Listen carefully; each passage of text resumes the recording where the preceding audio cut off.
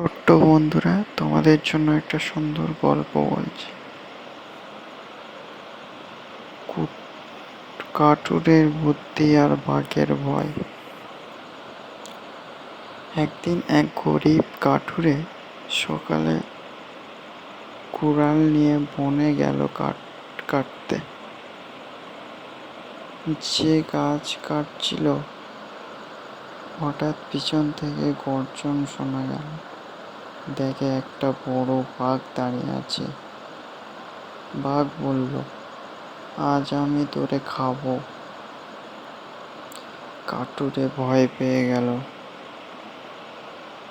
কাঠুরে ভয় পেলেও বুদ্ধি কাটালো। সে বলল, বাঘ ভাই, আমায় এখন খেলে পেট ভরবে না, একটু অপেক্ষা করো, আমি অনেক কাঠ কেটে দিচ্ছি। কাঠ দিয়ে আগুন জ্বালিয়ে ভাত রান্না করে খেলে তা মজা হবে। বাঘ রাজি হল। কাঠুরে তাড়াতাড়ি কাঠ জড়ো করে এক জায়গায় রাখলো। তারপর হঠাৎ কুড়াল দিয়ে কাঠ ফেলে একটা বড় পথ ঢেকে দিল। সেখানে ছিল পাশে একটা ছোট্ট নদী। বাঘ মামা আর কাঠুরে চলে গেল নদীর ধারে স্নান করতে।